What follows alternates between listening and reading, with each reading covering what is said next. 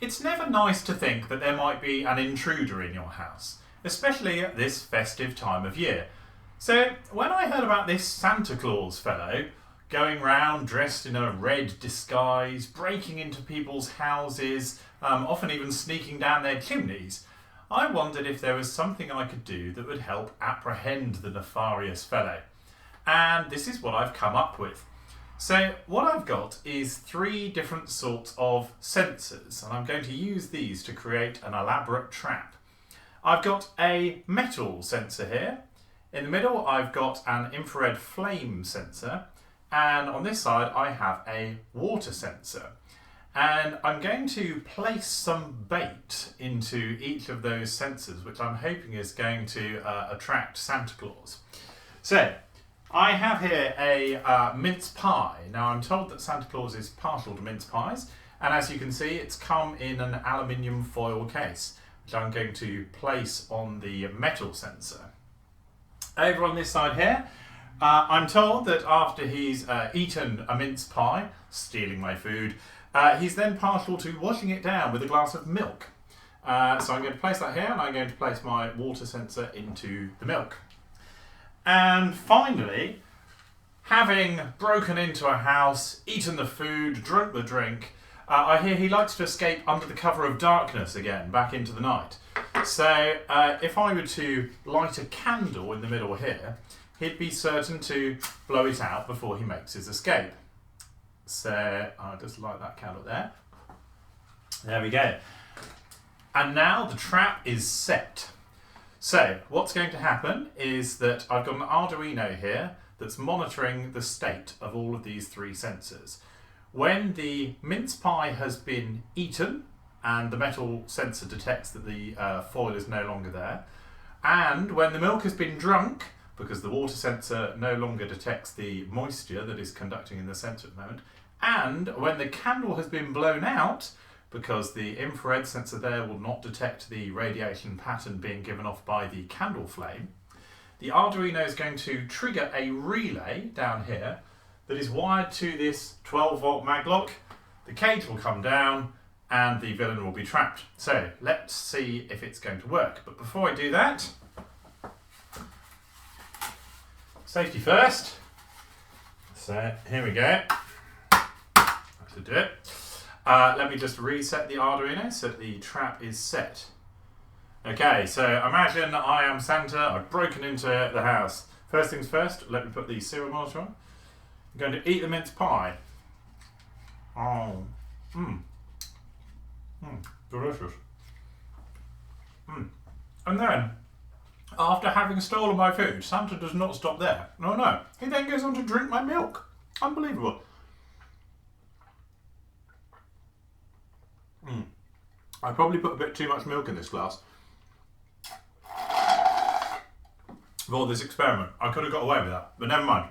Okay, and then finally, having broken into my house, eaten my food, drunk my drink, he's now going to escape again under the cover of darkness, blowing my candle out. Oh! Okay, so that was a little bit of a silly example, but it did give me an opportunity to demonstrate these 3 sensors, which I haven't used in a project before and can be pretty useful in different situations. So let me just talk through each one in a little bit more detail. Starting with the infrared flame sensor, so that's this one here. So on this sensor here, you can see at the top it has an infrared detector. It has a potentiometer here that's adjustable, and it actually has 4 pins along the bottom, even though I'm actually using 3 of them. So you supply it with 5 volts and ground, that's the red and black wires, and it has an analog output and a digital output. Now I'm taking the analog output on this yellow wire here and I'm plugging it into one of the analog inputs on the Arduino. That's going to give me a value between 0 and 1023, which means that I can set a threshold in code to determine how sensitive I want the detector to be. You can also use the digital output here, and that will change from simply on to off, or from a low to high signal, depending on a threshold set using the potentiometer here. So that would be useful if you wanted to use this as a standalone sensor without a microprocessor attached. But seeing as I'm using an Arduino anyway, I'm going to take the analog output and I'll set the value in code that I want to use. So the infrared detector itself detects light in the wavelengths between about 760 and 1100 nanometers. So this is infrared light, slightly outside of the visible light spectrum. And in daylight, that value would read about 900 probably. If you're in indoors light, it's higher than that. It's probably about 1000. But when a flame is present, a flame gives off quite a lot of infrared radiation in that wavelength, and the detector value will drop right down to about 300, I was finding in the experiment I just showed you. So you can set a base level based on your surroundings, depending on the particular environment that you use this in, and then you can determine what value you want to use as a threshold to say, okay, a flame is present in code. So that's a pretty useful little sensor there. The next one to look at, let's look at the water sensor next. So the water sensor here, this is actually very simple. It has a number of these conductive copper strips running down it, and what happens is that when any conductive liquid falls between those strips there, the sensor is going to measure the degree by which electricity is being conducted between them, and it's going to output that down this signal line here. So again, it's an analog signal. When the sensor is completely dry, as it is now, that will read 0, and when the sensor is completely immersed, I found in tap water I got up to a value of about 500. In salt water it goes higher than that, because obviously that's more conductive. In the glass of milk I used in this experiment, I also found it was a bit higher than in tap water actually. That went up to about 600 as well. So again, depending on the exact conditions and environment you use, you can read and set a suitable threshold value yourself to determine whether this is detective water or not. There we go. The next sensor I used is the metal sensor. Now this one did require a little bit of modification, so just let me explain why.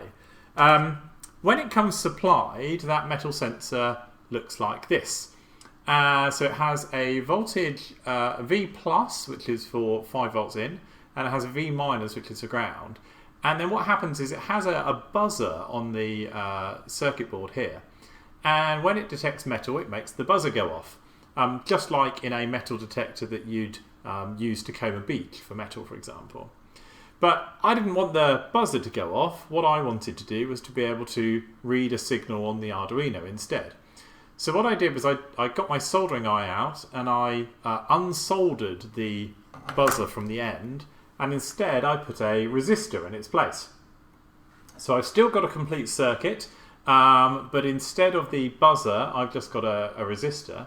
And I also added this white wire here, and that I take to one of the analog input pins on the Arduino, which is going to let me read at that point. So where the electricity would have been going through the buzzer before, I'm now taking it into one of the analog input pins on the Arduino. That's going to let me read whether the sensor's been activated or not.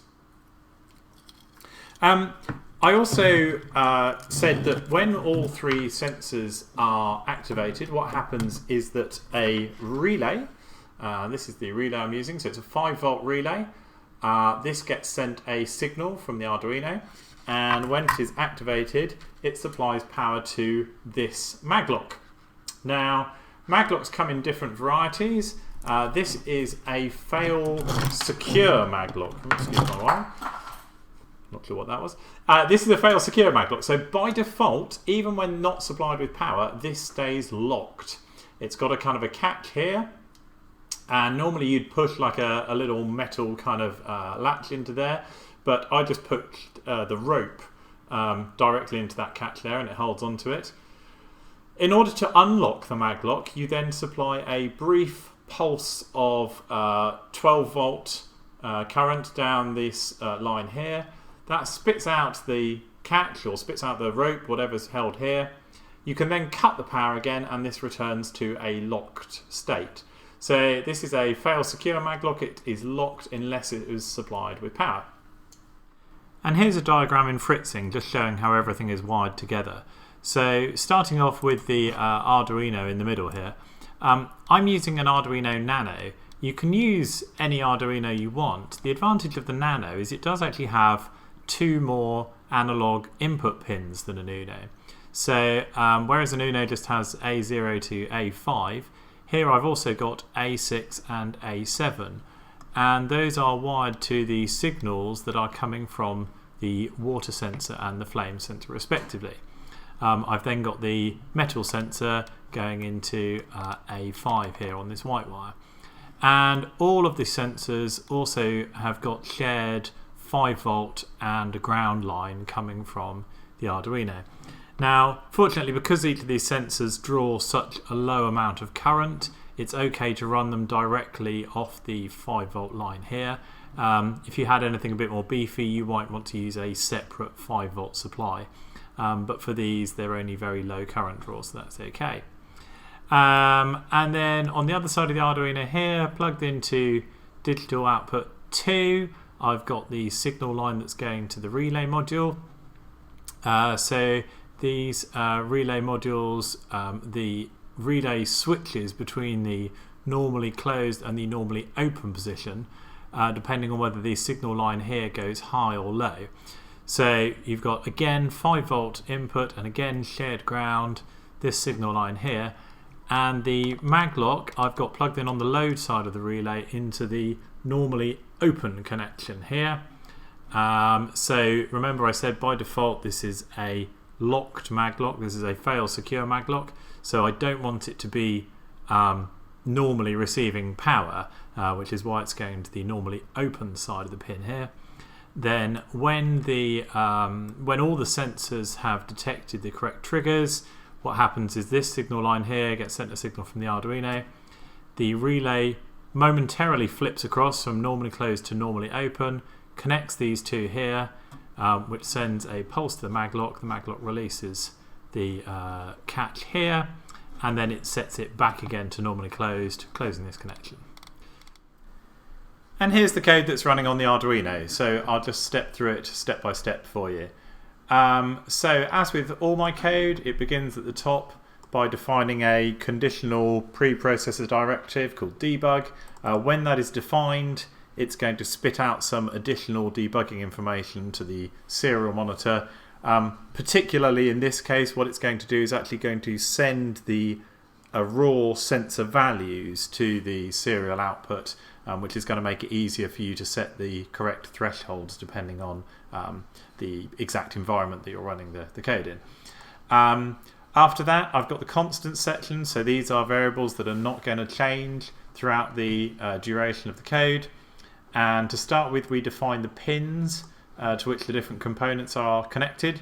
So the relay is attached to pin 2, that's an output, and the 3 sensors, the flame sensor, the water sensor and the metal sensor, are connected to 3 analog input pins, A7, A6 and A5.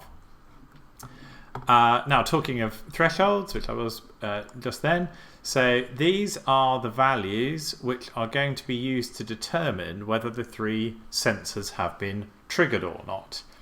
So now remember that some of these work kind of the opposite way around from each other. So the flame sensor normally reads a high value. So just in normal interior light, I find it reads around 1000. In daylight, it reads a little over 900. When it detects a flame, it is dropping significantly to about 300 or something like that. So I've set the threshold value here at 900. So I'm saying if the reading that I get at the analog pin that's attached to the flame sensor here, if the reading I get on that pin is less than 900, I'm going to say that there is a flame still on the candle. If it's higher than that, I'm going to say the flame has been extinguished. For the water sensor threshold, remember that that is 0 when there is no water present, and it goes higher when there is water or milk or any other conductive fluid present. So I'm setting the threshold for that as 250. So anything less than that, I'm going to say the milk has been drunk. And finally, for the metal sensor, so this reads 0 when there's no metal present, and it goes up to around 800 when the tin foil of the mince pie case is placed right on the sensor. So I'm going to say if the reading on the analog pin connected to the metal sensor, which is A5, if that's less than 100, I'm going to say the mince pie has been lifted up and eaten. So that's the thresholds. I then go on to the global variables. So I have a Boolean variable for each of the 3 tests, which I'm going to do. So has the candle been blown out, the mince pie been eaten, and the milk been drunk. And I've also got here something which I've started adding in all my code actually. So I'm using a fail secure maglock in this puzzle. But there's quite a few puzzles where sometimes you could use either style of maglock. So you could have a fail secure one, which requires a pulse of energy to be unlocked. Or you could use a fail safe one, which requires continuous power in order to stay locked. So they're kind of the opposites of each other. And what I've started doing is actually defining at the top of my code which sort of maglock I'm using in the puzzle, and then coding in both sections of code to handle those 2 different maglock sorts. And depending on how this variable is defined at the top of the code, it will simply fall into the right function later to activate the maglock in the right way. So I've started doing that in all my code now. So for this one, it's a fail secure maglock, which I'm defining here. And I'll show you the section of code that relates to later on. In the setup function, nice and straightforward. So we initialize the serial connection to the PC. That's what we're going to use to read out the values from the sensors on the serial monitor. And we initialize the pin that the relay is connected to as an output pin. There's no need to initialize the pins which the sensors are attached to, because those are going to be inputs by default. And also the relay module I'm using, which seems to be in common with most relay modules I've seen, is what's called an active low module. So by default we're sending it a 5-volt signal, which is this high signal here, and then when we want to activate the relay, we want to switch over from the normally closed to the normally open connection, we're actually going to send a low signal, so we're going to ground that signal line. So it kind of works the opposite way around from what you might expect, in that high kind of means off and low means on, but we'll initialize it with a high signal there. And then in each iteration of the program loop, so while the program is running, we'll step through the following sequence of events. So we'll read the sensor, we'll read the metal sensor to start with, and we'll take an analog reading of that value there. And then what we'll do is we'll decide whether the mince pie has been eaten or not by comparing our reading to the threshold. And if the value we get is lower than the threshold for the metal sensor, we're going to say that yes, the mince pie has been eaten. Now this line here is just a slightly more concise way of writing the line above it. So if you get a bit lost trying to follow this, what it says is that if the metal reading is less than the metal threshold, so if this is true, then we're going to say mince pie has been eaten is true as well. If this is false, then mince pie has been eaten is false. So it's just a slightly more concise way of writing the same thing as written above it. And we'll do that with the other 2 sensors as well. So we'll take a reading at the analog pin that's attached to the water sensor. You just need to be a little bit careful of the signs of these tests here. So if the reading of the sensor is less than the threshold for the water sensor, then it means the milk has been drunk, because remember that goes down when the milk has been drunk. And for testing whether the candle's been blown out or not, we take the reading of the flame sensor, but if that's greater than the flame threshold, that means the candle's been blown out. Because remember that when a flame is present, this flame reading goes down. So you need to just be a little bit careful of the signs of these tests here, that's all. In the following section, so if we did define that debug conditional statement at the top, what we're going to do is send some useful information to the serial connection. We're going to give the state of each of the 3 sensors, and in fact we're actually going to give the exact reading that is taken from each of those sensors as well. So that's going to be useful when you come to choose those values for the thresholds at the beginning. These ones here, you might want to change these for your particular setup. And the best way to find out a value that's going to work for you is to run the code in debug mode and actually see what readings you get for each sensor coming out here. If all 3 of those Boolean values have been set, so if the mince pie has been eaten and the milk has been drunk and the candle's been blown out, we're going to call the activate trap function, which is just down here, which we'll look at in a second. If that's not the case, what we'll do is we'll simply wait for half a second before testing the sensors again. There's no need to continually test them in every single frame. That would be a bit of an overload. And here's that activate trap function. So this is what's called if all 3 tests have been passed. And remember I said this is where I switch the code depending on the type of maglock that's being used. So if we were using a fail-safe maglock, it's really simple, because to unlock a fail-safe maglock, all you do is cut the power to it. So before we were writing a high signal to the relay pin, that's what we did in setup up here. And so what we'd simply do is we'd cut the power to that and write a low signal to it instead. However, we're using a fail-secure maglock in this example, so slightly more complicated but not much. What we're going to do is we're going to write a low signal, but only for half a second. This is what's quite important with these things, is that a fail-secure maglock, remember it's locked by default. To unlock it, you send a brief pulse of power. You mustn't keep it energized for a long time, because that will burn out the solenoid really quickly. So we're just going to send half a second.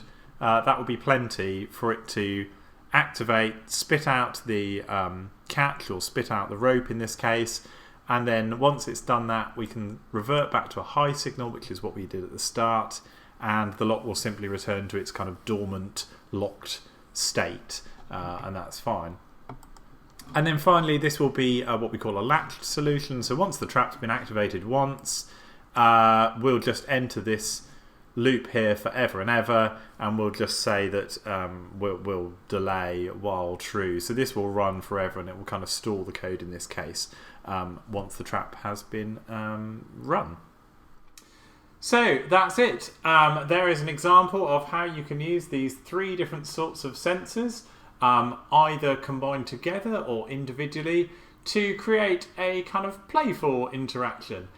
Mine was a very silly example, but I'm sure you can think of other ways in which you can use these. For example, in an escape room, you might need players to trigger each of these sensors in some way, so whether it be with a flame, with water, or with metal, in order to solve a puzzle. And perhaps instead of a cage dropping on their head, you might want to open a door to a new area of the room, or something like that, or reveal a code. But I'll leave that up for your imagination. If you have any questions or comments, please let me know below. I'll put some links in the description as well if you want more information about where I got these from and things like that. But I hope you enjoyed it, and thanks very much for watching.